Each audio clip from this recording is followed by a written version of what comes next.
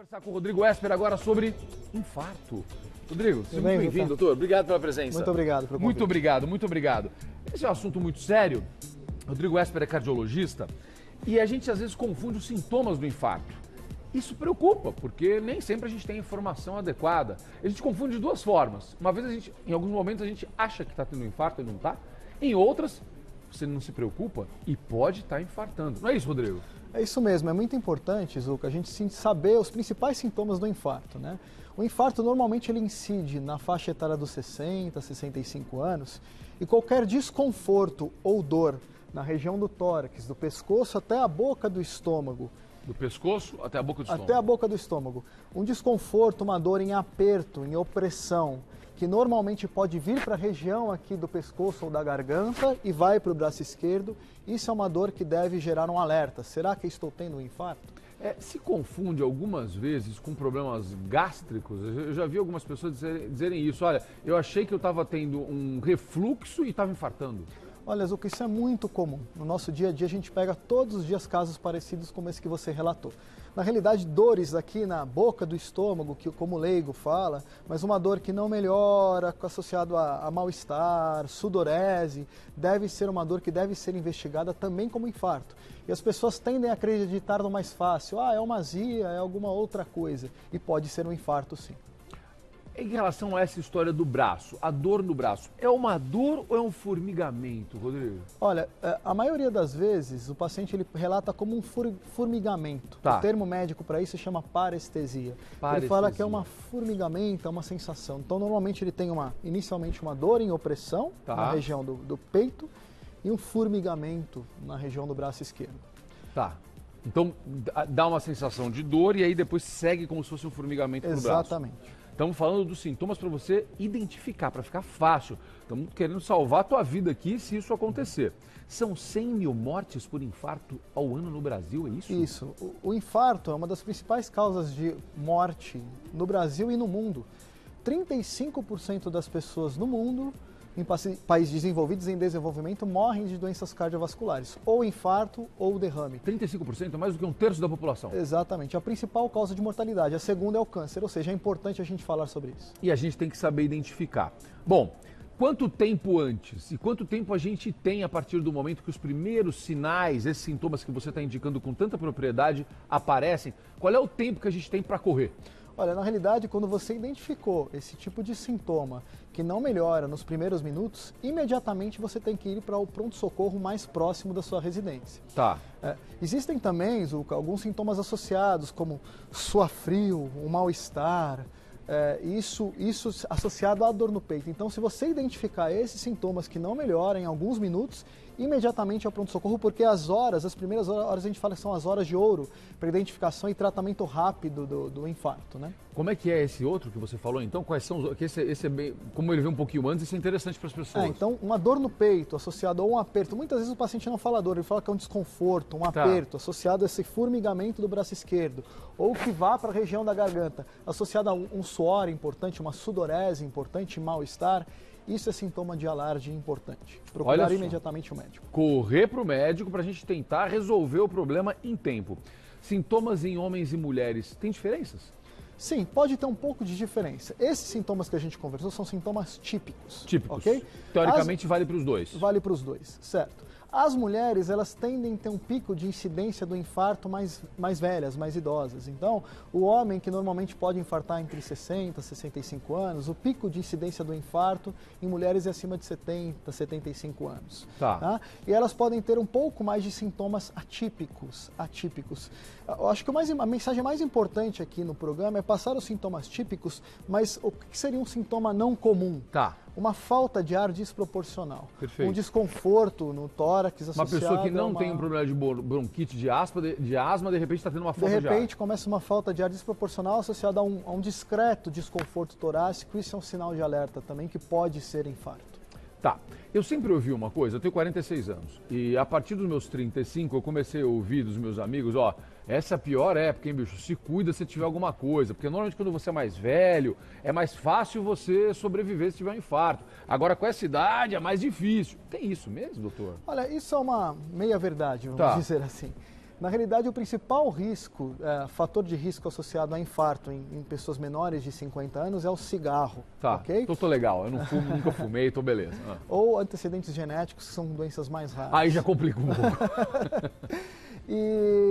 Então, os sintomas, na realidade, eles são parecidos. É que isso é uma lenda, popular. O mais importante é você identificar, sendo jovem ou mais velho, e procurar o atendimento o mais rápido possível. Tá perfeito. Existem alguns medicamentos e em geral em enfermarias de empresas, em alguns postos de saúde, eles têm algumas coisas emergenciais para controlar isso, não é, doutor? Tem algumas medicações que servem justamente para você conseguir controlar essa situação até ter o atendimento adequado. Sim, o infarto nada menos é o quê? Você tem uma placa de gordura na artéria coronária, tá bom, e ali forma um coágulo que a gente chama de trombo, ok? Tá bom. Então, os medicamentos que a gente normalmente dá no atendimento inicial do infarto são medicamentos que ajudam a dissolver esse coágulo. Perfeito. No caso, o mais comum deles é a aspirina infantil. Tá, entendi. Então, uma aspirina infantil na dose de 75 a 100 miligramas, um comprimido e direto para o hospital. Então, nas enfermarias das empresas, enfim, dos locais públicos, normalmente é bom sempre ter uma aspirina, porque se você identificar um possível infarto, é importante fazer uso desse medicamento, porque ele previne, inclusive, diminui mortalidade nos pacientes com infarto. Olha que bacana, você vê que coisa simples, como é importante a gente ter acesso à informação.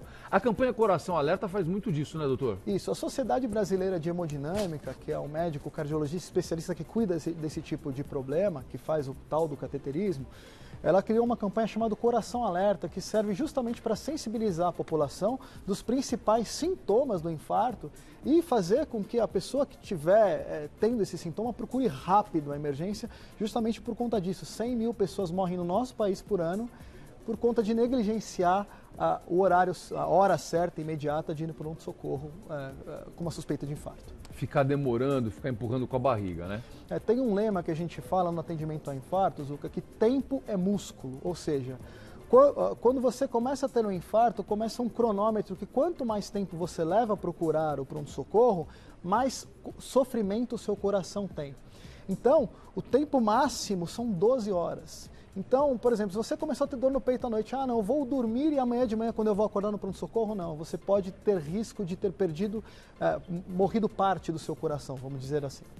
Eu vivi uma história de uma pessoa muito próxima, que infelizmente perdeu a vida, porque começou a sentir os sintomas, sabia que era um infarto, porque já tinha tido, então identificou, estava próximo de um hospital, mas quis chegar ao seu hospital de segurança. Não chegou. E os infartos maiores, vamos dizer assim, a mortalidade maior são nas primeiras 2 horas do infarto. Então esse pensamento é errado. Então procure o pronto atendimento mais próximo da sua residência. É isso que tem que fazer. É isso, imediatamente. É a velocidade. Como é que a gente ajuda alguém que está infartando? Na hora que o paciente chega com sintomas sugestivos de infarto, a atitude mais importante do médico é fazer um eletrocardiograma e a meta de realização desse exame é em até 10 minutos. É um exame simples que qualquer unidade básica de saúde tem. Tá. E aí, com a dor do paciente, olhando o eletrocardiograma, o médico dá para ter uma suspeita de que tipo de infarto é, ou se a suspeita de infarto ela é mais importante ou não. Tá. E a pessoa que está perto, um familiar, por exemplo. Então, você começa a sentir os sintomas e aí você fala para tua esposa, você fala para o teu marido, acho que eu estou infartando. O que essa pessoa tem que fazer para te ajudar ali e, obviamente, além de te levar rapidamente para o atendimento? Acho que são 2 atitudes importantes. Primeiro, disponibilizar o transporte mais rápido possível para levar esse paciente, o seu familiar, para o pronto atendimento. Tá. Segundo, se a suspeita for importante, você pode dar uma aspirina para o paciente. Uma outra coisa que no jargão popular se diz, será que eu começar a sentir dor no peito ou se eu tossir forte, isso ajuda?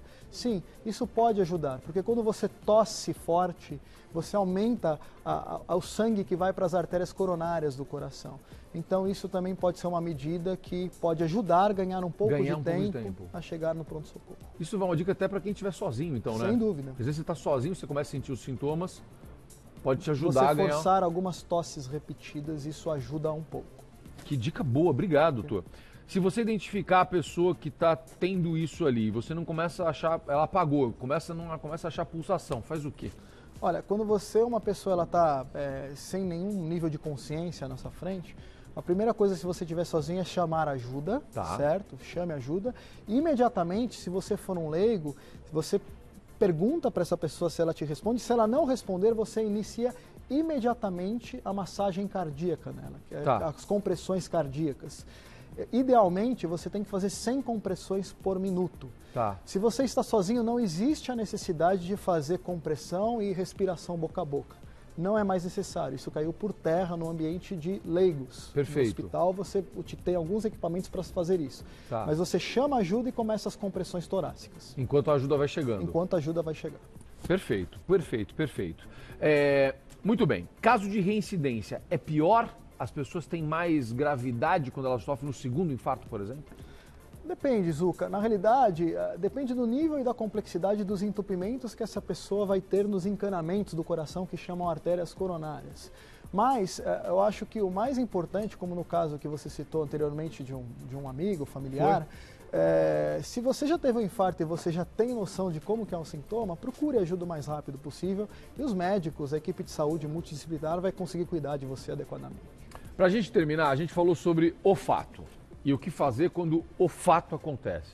Vamos evitar isso daí. Então vamos lembrar aquelas coisas que a gente não quer, que a gente gostaria que a gente já tivesse tirado da nossa rotina, mas ainda não tirou. Então nunca é demais falar. Vamos cuidar melhor do coração. O que a gente faz, doutor? Então, isso é muito importante, Zuca. Talvez seja mais importante até do que a identificação dos sintomas, que são como prevenir os fatores de risco que levam a maior chance de infarto. Então, parar de fumar, alimentação saudável, atividade física.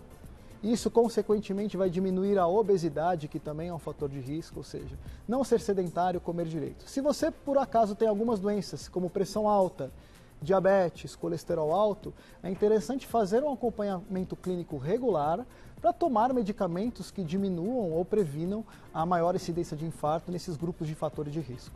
Então, isso é o mais importante. E o check-up, doutor? O check-up, na realidade, ele é recomendado para pacientes acima de 40 anos para fazer screening disso que eu falei, pressão alta, colesterol, diabetes. Se porventura for identificado algum dessas doenças no indivíduo, aí você precisa fazer alguma coisa mais regular. Se não, a cada 2, 3 anos é mais do que suficiente. Doutor, como é que a gente encontra o senhor? Está nas redes sociais? Como é que a gente acha? Bom, nós somos da Sociedade Brasileira de Hemodinâmica e Cardiologia Intervencionista. Eu acho que o importante é vocês entrarem no site da campanha Coração Alerta. Perfeito. Que eu acho que lá você tem todas as informações e nós estamos por lá consultando as pessoas e tirando as dúvidas. Dr. Rodrigo Esper, cardiologista, nos falando sobre a campanha Coração Alerta. E olha, nos trouxe muitas informações. Eu já fiz muita entrevista sobre isso, doutor, e consegui aprender algumas coisas interessantes aqui. Legal. Muito obrigado, viu? É um prazer, Zuca. Obrigado. Conte com a gente. Vem aqui sempre, por favor. Vamos cuidar da nossa saúde. É um prazer. No próximo...